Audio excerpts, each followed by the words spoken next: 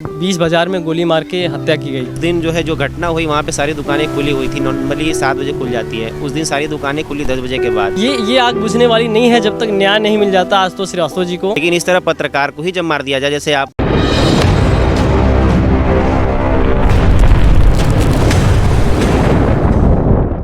नमस्कार, मेरा नाम लकी सिंह है और आज हम आशुतोष श्रीवास्तव जी के श्रद्धांजलि एवं कैंडल मार्च में शामिल हुए हैं। आज से ठीक 1 महीने पहले ठीक इसी दिन पे आशुतोष श्रीवास्तव जी का बीच बाजार में गोली मार के हत्या की गई। और वो एक पत्रकार थे और वो न्याय के लिए लड़ते थे और उन्होंने कई ऐसे जैसे गौ रक्षा के लिए अभियान छेड़ा जिसमें कई तस्करों का पर्दाफाश हुआ और भू माफियाओं के खिलाफ जो उनके गांव एवं आसपास में हो रहे अवैध कब्जा जो जिन्होंने किया था उनके खिलाफ उन्होंने आवाज़ छेड़ा। तो आशुतोष श्रीवास्तव जी का कोई व्यक्तिगत लड़ाई नहीं थी, उन्होंने समाज के लिए लड़ा और न्याय के लिए लड़ा। और अगर ऐसे इंसान की ऐसे हत्या होगी तो शायद मुझे लगता है कि जो भी न्याय के लिए लड़ेगा उसको ये डर रहेगा।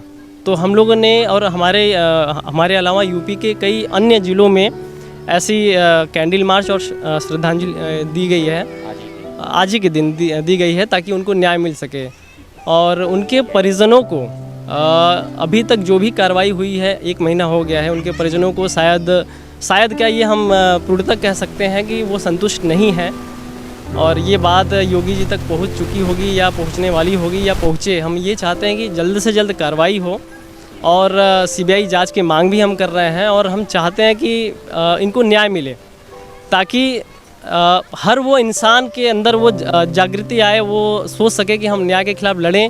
और ये सरकार ऐसा है कि न्याय के खिलाफ लड़ने पे हमें सुरक्षा मिलेगा और हमारे साथ ऐसा नहीं होगा जैसा शहीद आशुतोष श्रीवास्तव जी के साथ हुआ। और ये वो आग नहीं है जो किसी लकड़ी और कोयले से जला हुआ आग हो जो कुछ टाइम के बाद बुझ जाए। ये वो आग है, किसी ने अपना भाई खोया है तो किसी ने अपना बेटा खोया है। तो ये आग बुझने वाली नहीं है जब तक न्याय नहीं मिल जाता आशुतोष श्रीवास्तव जी को। और हमारी यही विनती है सरकार से कि जल्द से जल्द इस पर कार्रवाई हो और सीबीआई जांच हो। मेरा नाम रोहित जायसवाल है, मैं बनारस से हूँ। क्या लग रहा है कि जिस तरह से पत्रकारों के साथ इस तरह से दुर्व्यवहार हो रही है, तो क्या लग रहा है आपको? हमें तो नहीं लगता कि जैसे हम ये सोचते थे कि पत्रकार हैं, वो खुली छूट है कि वो भी कुछ भी छाप सकते हैं न्याय के खिलाफ। लेकिन जिस तरह से वो लड़ाई लड़ रहे थे, हम तो उनसे काफ़ी बार मिले हैं, ये तो एक बार मिले हैं, हम तो उनसे लगता है कि 5-7 बार मिले होंगे।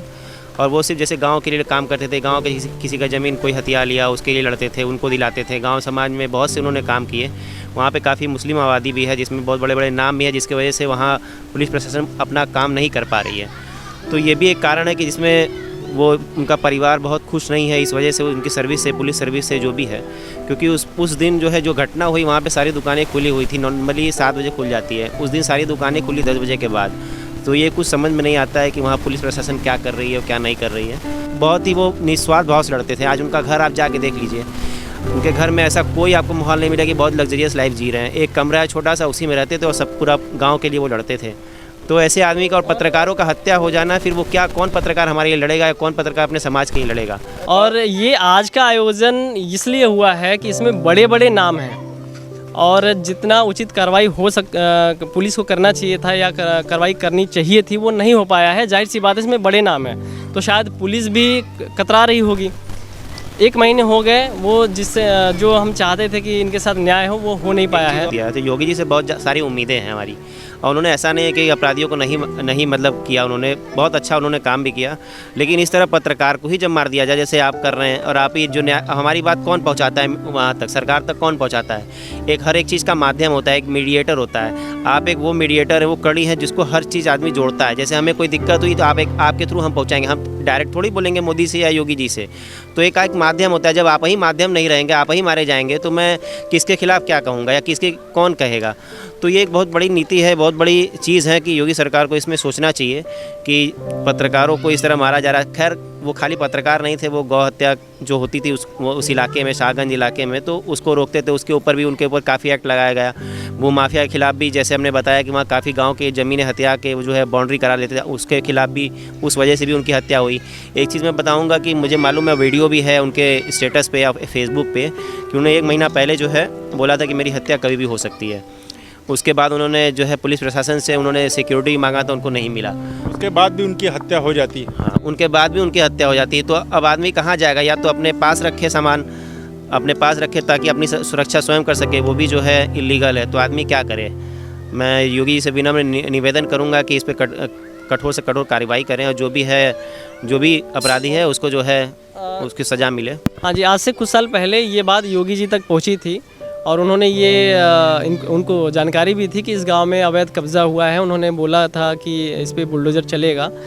तो शायद ये जल्द ही योगी जी के पास ये बात पहुंचेगी। तो मेरा ये कहना है कि अगर एक बुराई की जीत होती है ना, तो उसमें 100 बुराई और खड़े होते हैं। अगर ऐसे लड़ाई में अगर न्याय नहीं हुआ तो शायद ये सिर्फ हमारे लिए नहीं, हमारे समाज के लिए भी ख़तरनाक है। तो हम यही चाहते हैं कि ऐसे लोगों पे अगर कुछ खतरा आता है या ऐसा होता है, हम तो इनको शहीद मानते हैं और शहीद हैं, क्योंकि इन्होंने पर्सनली व्यक्तिगत अपने लिए लड़ाई नहीं लड़ी, ये समाज के लिए लड़े हैं। तो जल्द से जल्द इनको न्याय मिले ताकि हमारे समाज में ऐसे जिनकी भी विचारधारा है अन्याय के खिलाफ लड़ने की, वो आवाज़ उठा सके और हमेशा हिम्मत से बोल सके।